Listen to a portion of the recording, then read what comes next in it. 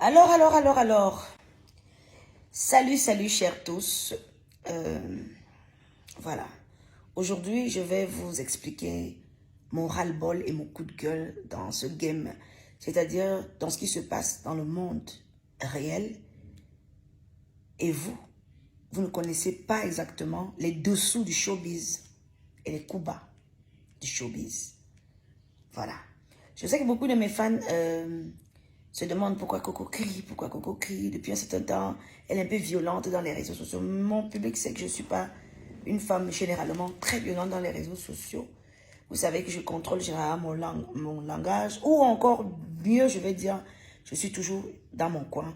C'est pourquoi certaines personnes disent que, oh, elle aime trop crâner. Elle aime... Non, j'aime pas crâner. Avec ce que nous vivons dans ce showbiz, dans le monde réel, parfois tu te crées une coquille pour ne pas être très à la merci de tout et de tout le monde. Alors, à vous mes fans, déjà je sais que depuis un certain temps, je bouscule un peu dans les réseaux sociaux, ça vous fait du mal parce que vous ne savez pas de quoi il s'agit. Et je m'en décidé aujourd'hui là, de vous expliquer le fond de ce showbiz là. Depuis un certain temps, j'ai l'impression que beaucoup de gens sont acharnés sur ma personne. Et depuis un certain temps, c'est Coco, gna. Il y a toujours quelque chose qui ne va pas. C'est toi qui subis ça, c'est toi qui subis ça, c'est toi qui subis ça. Je me suis demandé que, mais attends un peu. Le problème même que je peux avoir finalement, même, c'est quoi? J'ai même les problèmes avec qui dans le game? Je me suis dit, ok, là je comprends. Et j'ai donc décidé aujourd'hui de vous dire la vérité sur les problèmes que nous avons dans le game entre moi et l'autre. Je vais commencer par énumérer le premier problème. Il y a de cela quelques temps, une certaine promotrice culturelle me téléphone, elle me contacte. Allô Coco, salut, j'ai besoin de toi pour un événement au Cameroun. Mais la condition, c'est que tu n'arrives pas au Cameroun pendant 3 mois, tu ne prestes pas au Cameroun pendant 3 mois et tu seras accompagné dans ce plateau avec Linda Raymond et Dora Deka. Je dis ok, c'est magnifique, c'est une belle idée, c'est un beau plateau. Waouh, oui, j'accepte les conditions. Les communications commencent, les photos, les affiches, les médias, les télés, avec les spots, etc. Ça se passe super bien. Je suis en Belgique, tranquille. 1 mois et demi après, la dame me recontacte. Elle me dit, coucou Coco, écoute, le staff a réfléchi et on a une autre proposition à faire. Et voilà, on ne sait pas si tu seras d'accord ou pas. Je dis, oui, la proposition c'est quoi? Elle me dit, étant donné que tu es tête d'affiche, on ne peut pas prendre une décision comme ça sans t'en parler. On veut ton accord, etc. Je dis, oui, la proposition c'est quoi? Voilà, on voulait sur ce plateau-là ajouter une personne. Donc, Lady, qu'est-ce que tu en penses? Je dis, bah, ça ne me dérange pas du tout. Hein. Ça ne me dérange pas. Si vous pensez qu'il faut ajouter Lady, c'est magnifique. Même, ça va nous bousculer un peu plus. Il y aura beaucoup plus d'émotions dans cet événement. Moi, j'ai d'accordise. Hein. Je trouve que c'est une très belle idée. Alors, la dame me dit, Liliane me dit, ok, formidable, etc. Voilà. Voilà que le plateau est constitué de moi, Linda Raymond, Dora Deka et Lady. Sans souci, les communications se passent sans problème et nous envoient les billets d'avion. Moi, j'étais en Belgique. Linda Raymond était à Paris. Ben alors, comme on devait prendre le même vol, j'ai décidé que je quitte ma famille, mes enfants et mon mari pour venir dormir à Paris parce que le vol était très tôt le matin. Je viens dormir à l'hôtel Ibis à Paris. Le lendemain, je me dirige à l'aéroport. Quand je suis à l'aéroport, je reçois un coup de fil. C'est la promotrice qui m'appelle. Écoute Coco, vraiment, je ne sais pas comment je peux te l'annoncer. Il y a un souci, etc. J'ai dit, il y a quel souci? Moi, je dis à l'aéroport, il y a quel souci? Je suis déjà là. Elle me dit, bon, je vais parler de mille feux, je ne vais pas te cacher. Je t'appelle aujourd'hui parce que j'ai essayé de négocier. Depuis, je négocie, mais toujours rien. Ta sœur dit qu'elle n'est pas prestée sur le même plateau que toi. Je dis, waouh! Elle n'est pas prestée sur le même plateau que moi. Ça veut dire quoi? Oui, on a essayé de tout faire. Elle est catégorique. Elle ne veut pas presser dans le même plateau que toi. Aussi ou dans, comme ça sort, comme ça sort. Elle refuse de prester avec toi. Je dis, waouh! Et il y a quel problème? Elle dit qu'elle ne connaît pas le problème qu'elle a. Je lui dis que, mais, et toi, qu'est-ce que tu en penses? Elle dit, oh, elle ne sait pas. Comme en ce moment-là, ils avaient beaucoup de sponsors, d'où le sponsor majoritaire était des gens chez qui elle était égérie. Donc, elle dit, c'est la condition qu'elle a donnée. Tu ne dois pas être sur son plateau. J'ai dit, ok. Et tu n'as parlé, dit que non, je vais parler avec Chop, dit que je lui ai dit. Et voilà, sa décision reste la même. Et je lui dis, qu'est-ce que tu proposes donc que je fasse? Et je voudrais rappeler que bien avant, Liliane de Massoc devait me donner mon argent. Donc elle me propose qu'elle doit me donner mon argent. Et moi je lui dis, elle doit me donner la compte, l'avance de mon cachet. Je lui dis, non, je n'ai pas besoin de l'avance de mon cachet. Je préfère avoir tout mon argent une fois. Parce que je n'ai pas envie d'avoir un petit argent. Moi, je préfère avoir un gros argent pour faire mes business, mes placements, mes investissements. Donc, tu peux rester même avec l'argent de l'avance. Quand j'arrive au Cameroun, tu me donnes tout mon argent. Et je préfère avoir un gros argent qui me permettra de faire quelque chose.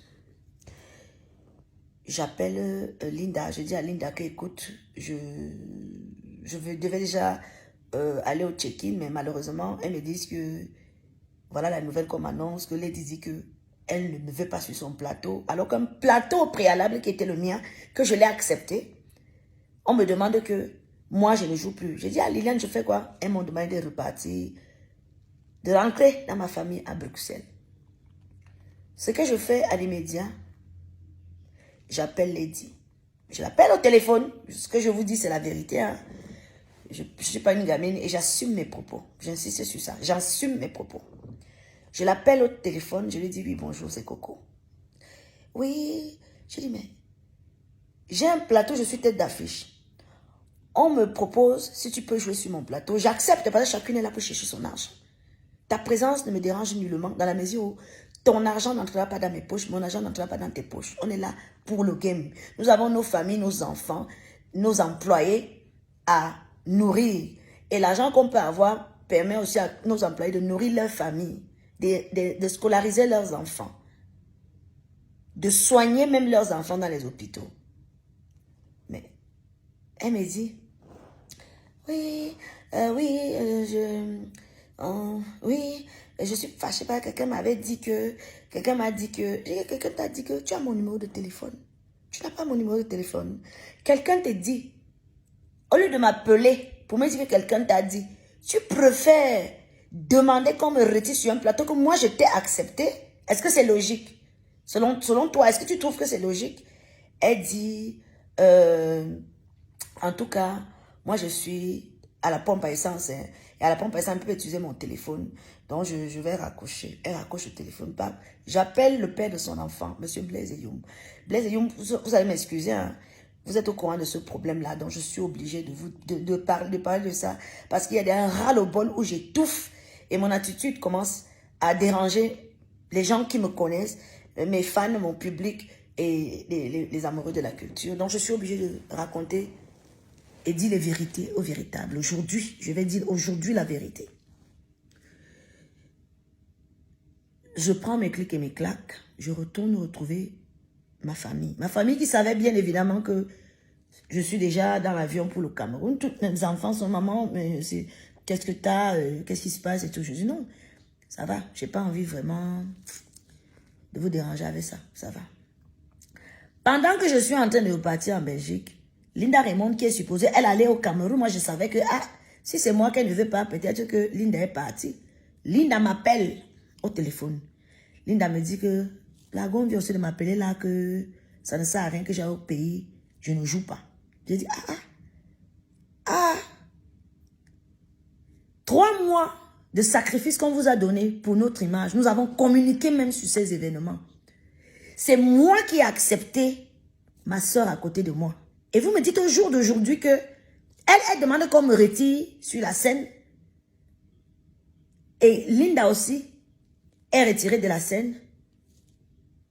Et on découvre la nouvelle affiche. Elle est tête d'affiche. Dora Deka est restée et Grace Deka. C'est une affiche qui était notre affiche où on a commencé à communiquer depuis. Ils nous enlèvent à la dernière minute alors que c'était organisé que quand on arrive au Cameroun, ils nous prennent en charge. Tout de suite, il y aura des caméramans, des télés, des radios, etc. qui devaient nous prendre à l'aéroport. Mais malheureusement, on reste avec les billets d'avion, néanmoins en main, mais on ne part. Moi, je ne suis pas partie, moi, je n'ai pas voyagé. Linda, elle m'a dit qu'elle voyage parce que son époux et ses enfants sont au Cameroun. Elle continue le voyage. Moi, je suis retournée en Belgique. Fin des débats. Ça, c'est le premier point. Le deuxième point. Je vais commencer par l'événement qui s'est passé il y a peu de temps ici chez Monsieur le maire. Alors, je suis invitée chez Monsieur le maire, Monsieur Yokio Nana, que je cite ici, bien sûr, qui me dit c'est l'incroyable anniversaire de son épouse et il souhaite réellement ma présence et voilà, ce serait bien de se retrouver, d'être ensemble. Et il y aura des personnalités, des artistes, etc. J'ai dit waouh, merci Monsieur le maire, ok. Dans mon calendrier, je m'arrange à être présente. Je m'arrange bien évidemment à être présente. Alors, moi je suis à Saint-Mélimant en journée parce que j'avais un événement là-bas. Je reviens, c'est vrai que c'est un peu tard. Il me demande est-ce que tu seras là, est-ce que tu seras là à temps et tout. C'est mon black gloire qui m'appelle. Je dis ok, je suis déjà sur la route. J'arrive à l'événement de la dame de Monsieur le maire à 23h. Quand j'arrive à 23h, l'autre sœur arrive également à 23h. Alors, Monsieur le maire demande à une équipe de venir s'occuper de moi. Tout de suite, l'équipe vient me prendre devant le portail. Elle est lente avant moi. Moi, j'entre et ils vont m'installer dans le salon de Monsieur le maire. Et elle est installée en bas avec Roger Desmaléas, Alain Dester, Madame Dester, et beaucoup d'autres personnes qui étaient avec eux. Il y avait environ 250 à 300 invités privilèges. Ça veut dire qu'il y avait des ministres, des gouverneurs, des préfets, des maires, des artistes, etc. C'était vraiment une soirée VIP, une soirée VIP. Un temps si peu, moi je suis venue avec cette personne, mon équipe, on était bien évidemment dans notre salon en haut. On pétait nos champagnes là, tranquille, c'est l'anniversaire. Monsieur le maire vient me trouver en haut. Je vois les Yves Tangana, tous ces gens-là viennent me trouver, me disent, mais qu'est-ce qui se passe avec ta soeur? Elle est fâchée, elle a dit qu'elle ne se mélange pas, elle est partie. J'ai dit que, elle est partie comment? Parce que ta présence, elle ne veut pas ta présence, oh, et tout. J'ai dit que maman, pardon, je suis venue boire mon champagne ici là, parce que monsieur le maire m'a invité. Je ne suis pas quittée de chez moi pour venir à l'anniversaire. Je ne fais pas le je m'invite. Elle est partie. Bon, c'est ce qu'on m'a expliqué. Le monsieur Yves Atana vient me demander avec monsieur Serge Tamba, s'il te plaît, Coco, est-ce que tu peux alors accompagner madame le maire avec le gâteau? C'est elle qui était supposée faire ça. Hein, je vais dire qu'elle est plus proche que moi. Est-ce que tu peux prester à cette soirée? J'ai dit, bah, moi, j'ai pas de souci. Hein. On m'appelle d'aller accompagner madame le maire avec le gâteau à l'entrée. C'est moi qui chante joyeux anniversaire. Tranquillement, tranquille. Elle n'est plus là, elle est partie parce que je suis là. Je leur offre une prestation. Ça se passe bien. Tout le monde est, pourquoi elle a fait ça, et tout. Ça ne fait même pas 2 ou 3, 4 heures de temps. Elle est déjà sur Internet en train d'insulter, d'avancer des propos. La crise, merci Seigneur de m'avoir ouvert les yeux. Tu m'as montré les gens avec lesquels je marche. Tu m'as. Tout simplement parce que monsieur le maire m'a invité, ça devient un problème. Non, elle ne veut personne. Il faut qu'elle soit seule. Elle ne veut personne. personne d'autre qui chante le bikousset. Ou elle veut seule, être seule. Elle ne veut personne. Je demande, je vais continuer. Un troisième exemple avant de... Un autre mécontentement. Nous sommes programmés à la Sanza. Alors, Monsieur Honoré m'appelle, il me dit, j'ai besoin d'un plateau. Lady, toi, qu'est-ce que tu en penses? Je dis à Monsieur Honoré que je n'ai aucun problème. Monsieur Honoré fait la fiche. Je suppose que quand il me pose la question, il lui a déjà posé la question. Monsieur Honoré nous fait une affiche. Oui, etc. Coco, Lady à la Sanza Night Club. Ils se mettent à faire la communication, les caravanes, etc. Bien, pendant un mois. Ils me donnent les directives à suivre, genre, je ne dois pas chanter à Yaoundé dans une boîte de nuit mitoyenne pendant un certain bout de temps, pendant un mois. Je ne dois pas. J'accepte toutes les conditions.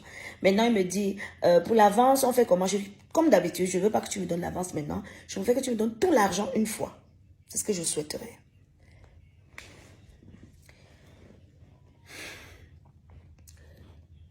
Je suis là, moi je sais que je n'ai pas de soucis, je suis chez moi, au Cameroun même, là j'étais au Cameroun à la maison.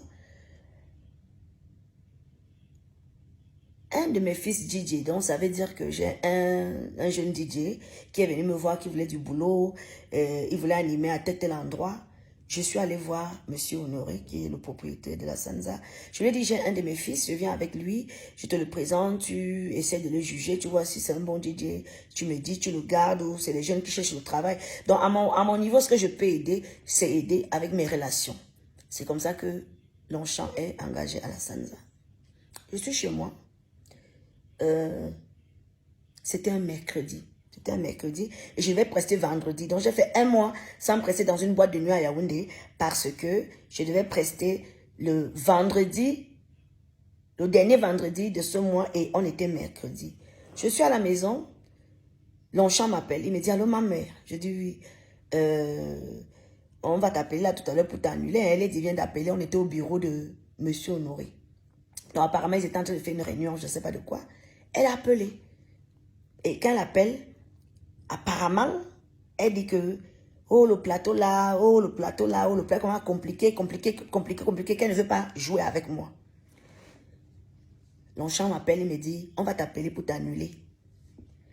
Fils, je dis les noms parce que je sais que vous tous m'avez dit que quand j'aurai mon ras-le-bol, chacun dit, oui, je vais assumer parce que j'avais dit. Et d'ailleurs, ce que tu as dit, c'est vérifié. Donc, voilà. On va t'appeler là, que tu ne prestes plus et tout. Parce qu'elle a appelé qu'elle ne veut plus prester avec toi. Et je confirme même ses propos.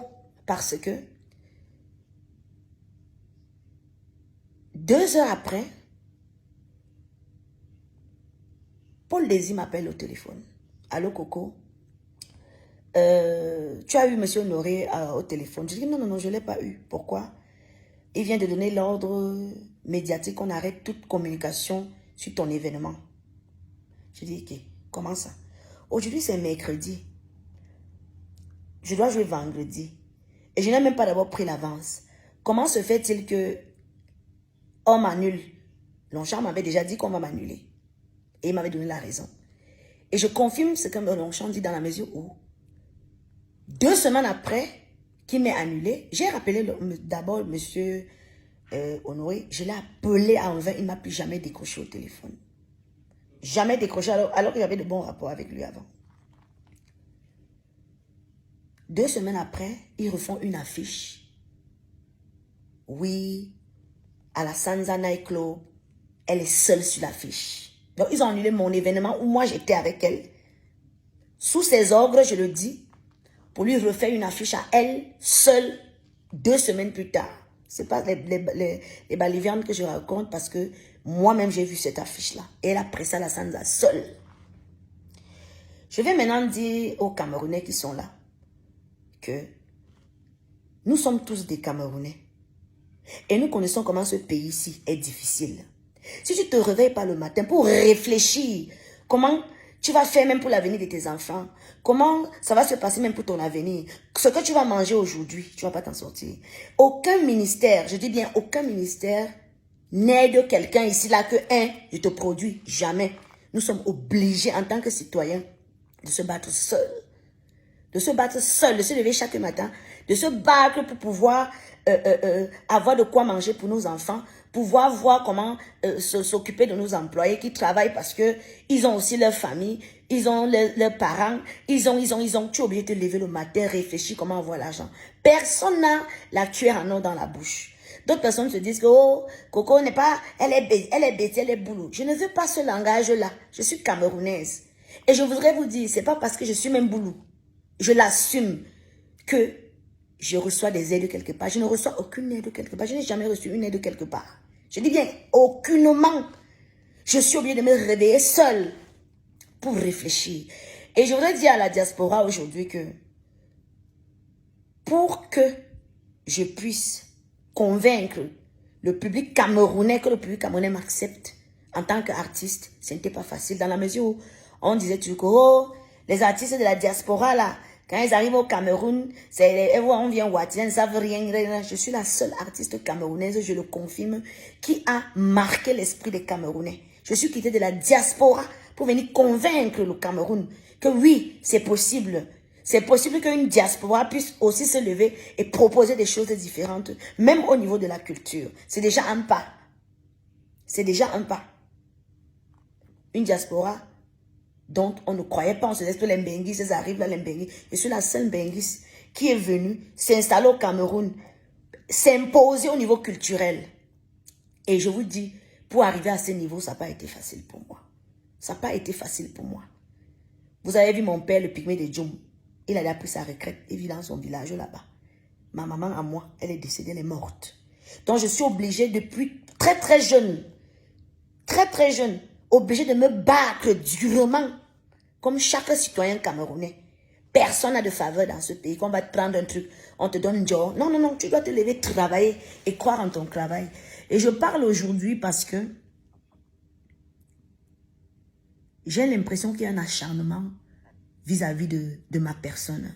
Et je commence à comprendre que ça dure un peu trop et c'est à répétition. C'est à répétition. Je vais vous prendre un exemple et je vais expliquer ceci. J'aimerais que le public sache que les réseaux sociaux, c'est une vie virtuelle. Et dans les réseaux sociaux, il y a les gens qui vous montrent un semblant de vie. Il y a des gens qui vont vous dire que oui, ils vivent bien, ils sont riches, ils vous montrent une vie, les grosses voitures, les trucs. Tous ces temps-ci, on a découvert beaucoup de choses qui sont fausses. Beaucoup de choses que les gens vous montrent à travers leur soi-disant vie de rêve qui n'en est pas une. On a vu les musiciens, les influenceurs, les comédiens ici dire comment ils sont riches, comment ils sont riches, comment ils sont riches. Ça nous a toujours trouvé à la toile. À la fin, on trouve que donc ce n'était même pas ta maison. Oui. Nous avons vu les gens nous dire que oh, il a telle voiture, à la fin, on découvre que ce n'est pas ta. C'est pour dire que même au niveau de l'attitude, il y a de la manipulation virtuelle. Il y a la manipulation virtuelle. Ça veut dire que une personne te fait du mal, mais quand elle vient arriver devant vous, elle fait doucement, elle vous dit ce que vous voulez entendre. Alors que dans la réalité, il y a beaucoup de blessures. Et je constate que vous faites beaucoup plus confiance à la vie virtuelle qui n'en est même pas qui n'est même pas une vie réelle. La vie virtuelle, c'est ce qu'on veut vous faire voir. Je voudrais dire, hein, je vais attaquer quelque chose. Une personne qui dit aujourd'hui que oh non, le pain du 8 mars est trop cher, le pain du 8 mars est trop cher. Bon, c'est une revendication quelque part pour nous amener à baisser le prix du pain. Oui, les femmes ne devraient plus, on nous donne les nouvelles qu'on ne doit plus porter le pain, on doit plus... Mais c'est toi qui viens parler du pain du 8 mars de façon virtuelle pour montrer au public que tu as pitié du public. Mais le même jour, le même soir, c'est toi qui portes ce pain. C'est toi qui portes ce pain. Ça veut dire que dans la vie virtuelle, il y a manipulation de l'opinion publique. Parce que oui, elle nous défend. Le Dieu a raison. On ne porte même plus le pain. On ne veut plus le pain. Mais le soir, au spectacle, c'est toi qui portes le pain du 8 mars. Vous ne trouvez pas qu'il y a une manipulation virtuelle qui existe là? Vous ne voyez pas? Vous êtes aveugle? Vous êtes aveugle? Vous ne voyez pas qu'il y a de la manipulation? Et au jour d'aujourd'hui, je voudrais dire, quand les gens me disent, oh, le boycott, est-ce que, je répète et je réitère mes propos. Dis-moi avec qui tu marches, je te dirai qui tu es.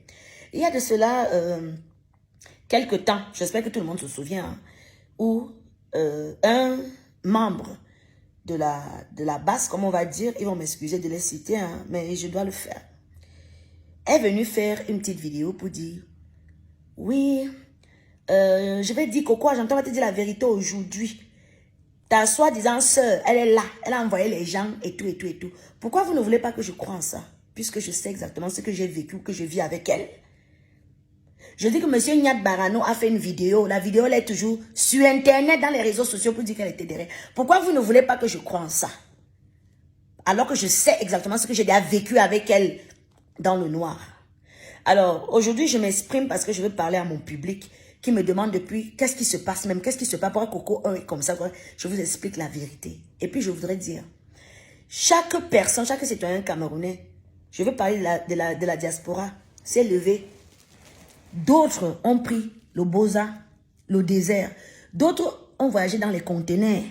D'autres ont voyagé dans les bateaux. Ceux qui sont morts en route, ceux qui ont continué, les rescapés, se sont en sortis. D'autres ont voyagé normalement. Moi, je me suis battue toute seule pour me faire. Je me suis faite toute seule, je le dis. Oui, je me suis faite toute seule. Toute seule. Je veux dire que j'ai eu même la chance d'être accompagnée par de belles personnes à qui je dis merci aujourd'hui. Et je leur exprime aussi ma désolation parce que ils savent que je ne parle pas généralement, je prends sur moi. Mais à un moment de la vie, je pense qu'il faut parler. Il faut parler. Je me pose une question. Toi qui es toujours en train de rire, faire semblant là. Vous m'avez accusé généralement pas, mais si j'arrive à ce point où je commence à être désagréable dans les réseaux sociaux et que je décide de sortir, c'est parce qu'il y en a marre. Et faites très très attention aux manipulateurs. Faites très attention aux manipulateurs. Les manipulateurs vous montrent un visage doux, un visage d'un innocent. Non, non, non, non. Mais à la fin, c'est quoi? Je vais prendre un dernier exemple. La dernière fois, j'ai eu des quiproquos avec une de mes consoeurs. Je vais citer Claps, qui s'est fâchée. Elle est venue parler dans les réseaux sociaux, etc., etc. Une grande sœur comme l'autre, qu'est-ce que tu aurais dû faire? Appeler Claps, m'appeler et dire que les filles, asseyez-vous, arrêtez-moi ça. Mais qu'est-ce que tu as fait? Pendant que Claps était en train de bavarder, de parler, de faire des trucs, tu es parti. Appeler Claps maintenant pour qu'elle devienne ta styliste, alors que moi, je travaille avec Claps depuis plus de 6 ans. J'ai travaillé avec Claps pendant 6 ans. Je veux bien accepter que Claps a travaillé avec beaucoup d'autres artistes, mais il faut savoir qu'il y a des artistes qui ont les auras plus forts et plus positifs. Que quand ils te touchent, tu deviens or. C'est comme ça. Il y a des artistes que quand ils te touchent, tu deviens or. Finalement, tu as pris Claps, c'était pour m'énerver. C'était pour me faire mal.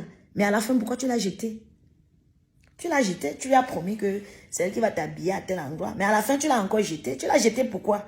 Parce que tu l'as utilisé le temps que tu avais besoin pour me faire du mal. Et après, tu n'as plus besoin d'elle. On appelle encore ça de la manipulation. Ce que je souhaite au jour d'aujourd'hui, c'est que vous me laissez tranquille. Fichez-moi le camp. Ah oui, je vous le dis. Fichez-moi le camp, fichez-moi la paix. Parce que moi, je ne vous dois rien. Je ne dois rien à personne. Et en même temps, je ne reçois aucune faveur. Je dis bien aucune faveur venant de qui que ce soit. Je suis obligée de me lever comme chaque Camerounais, chaque Camerounaise et me battre de moi-même pour mon avenir, pour l'avenir de mes enfants, de ma famille, de mes employés, de mes danseurs, de toutes les personnes qui sont autour de moi, même mes amis. Je suis obligée de me battre parce qu'en moi, j'ai des responsabilités énormes et énormes et énormes pour que mon père vieillisse bien. S'il vous plaît, fichez-moi la paix. Et je dis non à la diaspora négative. Parce que la diaspora négative aujourd'hui est en train de créer un groupuscule de personnes qui veulent gérer la culture sélective. Est-ce que la diaspora positive en elle, elle n'a rien à dire là-dessus? Est-ce que la diaspora positive, vous trouvez que c'est normal d'humilier les gens alors que nous vivons tous les mêmes déboires? Vous croyez que il y a du privilège quelque part? Il n'y a pas de privilège quelque part. Nous sommes obligés de nous battre tous les... Je suis obligée de me battre comme chaque Camerounais. Je n'ai aucun privilège. Je vous dis, aucun privilège quelque part. Je n'ai aucun privilège quelque part. Dans la diaspora négative, le groupuscule de personnes qui se sont formées pour mettre les Camerounais mal à l'aise. Si vous voulez, vous avez votre problème de revendication, revendiquer à qui de droit, à qui de droit, à qui de droit. Pourquoi est-ce que cette diaspora autrement positive, où on riait ensemble, on marchait ensemble, on dansait ensemble, on souriait ensemble, veut se diviser pour un problème qui ne nous concerne même pas directement? Certes que ce problème nous concerne, mais vous n'allez pas décrire d'autres personnes qui n'ont même rien à voir dans le couloir où vous voulez nous amener là. Vous voulez nous amener dans un couloir qui n'est pas le nôtre. Je dis non. Et je voudrais demander à l'autre, pourquoi chaque fois qu'une artiste est en compétition avec toi, il faut qu'elle disparaisse. Il faut qu'elle ait des problèmes. Toi, tu n'as jamais de problème. Hein? Pourquoi chaque fois que tu es une artiste avec qui tu as été en compétition, ou que tu vois que l'artiste est un peu, elle existe un peu, on la voit un peu, il faut que l'artiste ait des problèmes. Je m'interroge. Et je m'interroge sincèrement. Au jour d'aujourd'hui, les artistes sont ridiculisés, humiliés. Toi qui es pour la justice, pourquoi tu ne dis pas justice pour les artistes qu'on vient bombarder les gaz lacrymogènes dans les salles? Tu ne sais pas que nos enfants regardent ça? Nos familles regardent ça? Nos parents regardent ça? Tu ne sais pas que mon vieux père peut regarder comment on me bombarde les gaz lacrymogènes, il a lavé ses mains? Pourquoi tu trouves que tu ne peux pas aussi dire, comme tu dis justice pour tout, dis que justice pour Coco?